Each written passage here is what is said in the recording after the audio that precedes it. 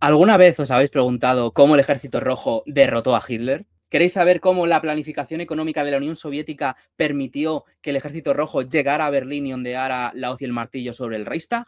Pues quédate en este vídeo porque te lo vamos a contar. En vídeos anteriores hemos hablado de por qué surgió la Segunda Guerra Mundial y de cómo Hitler inició esa operación Barbarroja que llegó hasta Moscú y casi puso contra las cuerdas a los soviéticos. Sin embargo, los soviéticos se habían preparado y estaban listos para dar ese contraataque que llevaría al Ejército Rojo hasta Berlín. Así que si te gusta este tipo de vídeos, recuerda darle a like, suscribirte y seguirnos a Formación Comunista. En este vídeo vamos a ver toda la contraofensiva soviética, cómo llegaron a Berlín y cómo al final terminó, como todos sabéis, con el pintor austriaco desviviéndose. Tenemos que centrarnos en el año en el que estamos ahora mismo, que son esos años 1942-1943, Operación Barbarroja. Como hemos visto, los nazis estaban cercando Moscú y estaban cercando Leningrado. Los soviéticos realizan un intento de liberar Kharkov, pero no lo consiguen en lo que se denomina la Segunda Batalla de Kharkov. Ante este fracaso, los soviéticos tienen que replegarse y el ejército alemán lanza la famosa Operación Azul. Esa operación que les llevó a la ruina, porque pretendían conquistar todo el Cáucaso, llegar a los pozos petrolíferos de Bakú,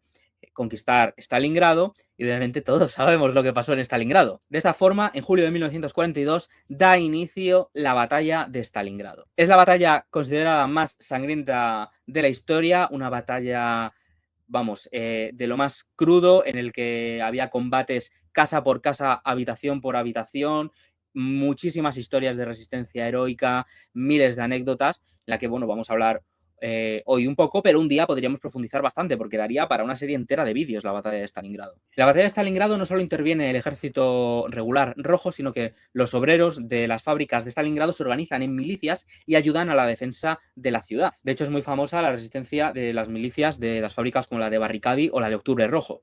Y además, Stalingrado era una ciudad industrial en la que muchísimas batallas transcurrieron incluso en zona industrial, como la famosa batalla de la fábrica de los tractores. En esta batalla surgen grandes leyendas como el famoso francotirador Vasily Zaitev o la resistencia de la Casa Pavlov, donde una unidad liderada por Yakov Pavlov resiste durante 3 meses en un edificio en tierra de nadie. El avance alemán sobre la ciudad es constante y llega a ser frenado por la ayuda de la defensa natural que tiene la ciudad, que es ese río Volga, que divide la ciudad en dos zonas, una zona oriental y otra zona occidental. Y es en este momento de situación crítica para el país, donde se emite la famosa orden de ni un paso atrás. Os voy a leer algún párrafo de la orden, porque la orden es bastante más extensa para un vídeo, pero a mí este párrafo deja claras bastante bien las cosas. Dice: debemos de defender cada punto, cada metro de tierra soviética obstinadamente, hasta la última gota de sangre, aferrarnos a cada pedazo de tierra y defenderlo tanto tiempo como sea posible. Nuestra madre patria está pasando por tiempos difíciles. Debemos detener, hacer retroceder y destruir al enemigo a cualquier precio. Los alemanes no son tan fuertes como los propagadores del pánico dicen. Ellos están empleando sus fuerzas al límite. Resistir su empuje ahora significa asegurar la victoria del futuro. Desde ahora, la férrea ley para cada oficial, soldado y oficial político debe ser ni un paso atrás sin órdenes superiores. Los jefes de las compañías, los batallones, regimientos y divisiones, así como los comisarios y oficiales políticos que se retiren sin órdenes superiores, serán considerados traidores a la patria y como tales serán tratados. Esto es lo que pide la patria. Luego, para que digan que los soviéticos no eran patriotas, ¿eh? Finalmente, en el año 1943, el Ejército Rojo realiza la Operación Urano, con la que consigue llegar a la ciudad, atraviesa ese río Volga, que habréis visto las famosas imágenes, ¿no?, de películas en las que aparecen los soldados rusos cruzando el río bajo el fuego de la artillería alemana, y consiguen envolver la ciudad, tras lo cual la ciudad es liberada totalmente y el ejército alemán comienza la retirada.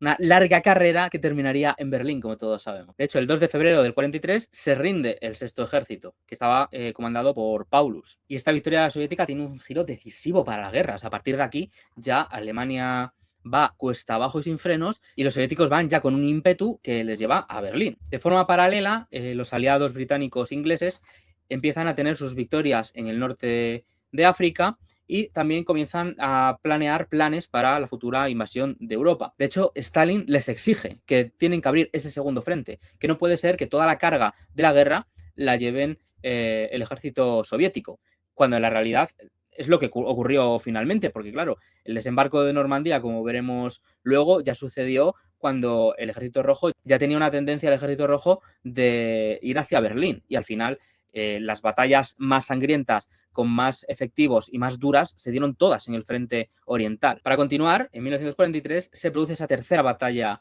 de Kharkov. A pesar del esfuerzo soviético, la ciudad de momento permanece también en manos de los alemanes. En mayo de 1943 se produce otro hecho interesante, que no es un hecho en sí de la propia guerra, pero que sí que quiero comentar, que es la disolución de la Comintern, y en la que se insta a todos los partidos comunistas a abrazar el patriotismo revolucionario, el patriotismo socialista, y defender sus países y su visión patriota y nacional de la invasión de los nazis. Esto es un gesto que lleva a cabo Stalin, pues entre otras cosas, para callar las mentiras que se estaban virtiendo sobre los objetivos de esa internacional, cuando lo que se apostaba al final, tras todo el desarrollo de la internacional. Y esto es consecuencia del desarrollo político de esa visión internacionalista nihilista que acaba estrellándose contra el hecho nacional, y este es uno de los puntos claves en la que directamente ya abrazan el patriotismo revolucionario, disolviendo esa internacional. En 1943, en verano, los alemanes desarrollan su última ofensiva intentando darle otro vuelco a la guerra, pero obviamente fracasan. De hecho, aquí es cuando se produce la batalla de Kursk, que es la operación de blindados más grande que ha habido nunca en la historia,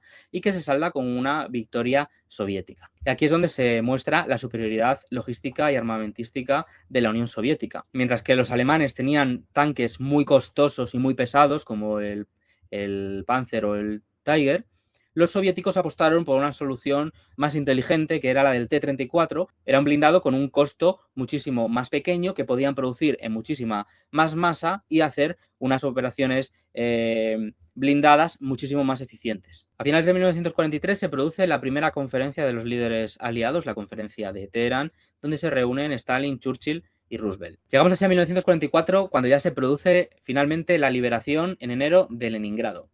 Recordar la frase que se decía de que Roma cayó, Constantinopla cayó, pero Leningrado no cayó. Y aquí tenemos la fecha en la que finalmente es liberada de ese cerco alemán. En marzo, además, se cambia el himno de la URSS, que hasta entonces era la Internacional, la canción de la Internacional, por el himno que todos conocemos ahora, que es uno de los himnos mejor compuestos, más épicos y, vamos, más impresionantes que ha habido en la historia. Que de hecho le han cambiado la letra, pero sigue siendo el himno actual de Rusia. En junio de 1944 se produce, como todos sabéis, el desembarco de Normandía, y los aliados por fin abren ese segundo frente. Al poco tiempo, París es liberada con ayuda de los comunistas. De hecho, los primeros que entran en París es una unidad de republicanos españoles, de la 9, que son los que liberan París primero, antes que los americanos iban detrás. Y en el 22 de junio de este año comienza la operación Bagration, que es esa gran ofensiva del Ejército Rojo para poder llegar a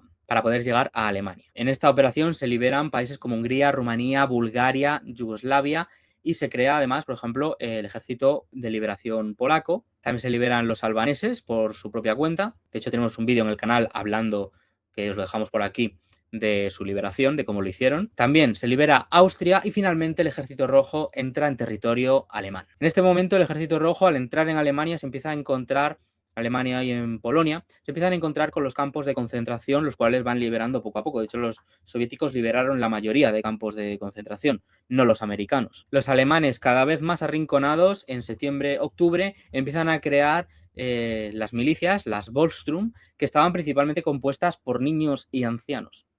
Y son la última resistencia que tienen, pues, para intentar frenar el Ejército Rojo, que ya es imparable. En 1945 el frente alemán ya se desintegra, el Ejército Rojo además libera Auschwitz, y en febrero de 1945 se produce la famosa conferencia de Yalta. En febrero también es cuando los aliados llevan a cabo ese bombardeo terrible sobre la ciudad de Dresden, donde mueren miles de civiles, que es un bombardeo totalmente innecesario, pero que, claro, como lo hacen los americanos, no pasa nada. También en este momento, en Italia, Mussolini es apresado por milicianos comunistas y ajusticiado. Los soviéticos continúan avanzando, y en abril ya están a las puertas de Berlín, ya divisan la ciudad y se preparan para la última gran ofensiva que pondría fin a lo que quedaba ya de la Alemania, que estaba prácticamente descompuesta. Aún así, Alemania continúa con una resistencia feroz, donde las unidades más sectarias y más ideologizadas de las SS y los Volkssturm están haciendo una resistencia feroz en la que hay una gran lucha y una gran batalla contra los soviéticos. Los soviéticos tienen que hacer un esfuerzo y son ellos los que toman Berlín, mientras que los americanos se quedaron a varios kilómetros. Son los soviéticos los que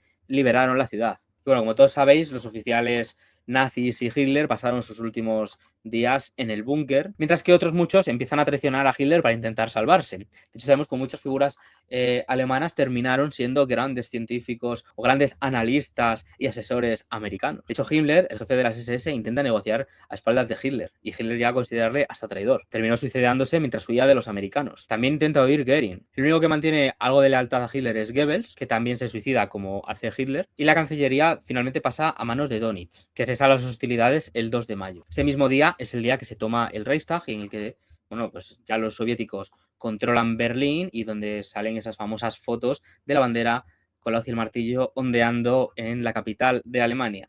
No la de barras y estrellas, no la de otro país, sino la de la hoz y el martillo. Lejos de caer en la propaganda anticomunista que siempre rodea estos relatos sobre la Segunda Guerra Mundial y toda esa visión de que los comunistas, bueno, pues poco más que eran gente desorganizada que iba como carne de cañón al frente, el ejército soviético pudo realizar todo lo que realizó gracias a los planes quinquenales, a la planificación de la producción y a todo el esfuerzo de todo un pueblo para luchar contra la peor de las lacras que ha sacudido la historia reciente. Muchísimos anticomunistas dicen que esta Segunda Guerra Mundial la ganaron los americanos. Bueno, solo hay que ver las cifras de muertos, las cifras de material producido, número de tanques, número de todo, que hicieron unos y que hicieron otros. Si bien es cierto que los americanos enviaron alguna ayuda al principio de la guerra, esta fue anecdótica en comparación a toda la que produjo la Unión Soviética. Entonces, no se puede decir que los soviéticos ganaron la guerra por el material de los americanos, lo cual es que es falso. Los tanques que ganaron fueron los T-34 que produjeron en masa, no los pocos Shermans que les mandaron al inicio de la guerra, pues para intentar, bueno, pues hacer algo así de lavarse la cara y de parecer que hacían algo. El esfuerzo de un pueblo, la organización colectiva y el comunismo liderando a ese pueblo fue lo que hizo posible que sobre el Reichstag ondeara la hoz y el martillo y que los comunistas fueran ejemplo de liberación, fueran ejemplo de sacrificio y consiguieran que muchísima gente se uniera a ellos tras la guerra, como por ejemplo pasó en Albania o pasó en muchos otros sitios, donde los comunistas dirigiendo esa resistencia fueron capaces de hegemonizar toda una nación para hacer algo de provecho de lo colectivo en contra de ese individualismo terrible, en contra de ese gran capital que era lo que defendía el fascismo y la Alemania nazi. Así que bueno, si os ha gustado este vídeo, ya sabéis, suscribiros, darle a me gusta, darle like, darnos vuestros puntos hype, que al parecer ahora lo podéis dar cualquiera y eso hace que nuestros vídeos suban para arriba y nos vemos en el próximo vídeo de Formación Comunista. Un saludo a todos.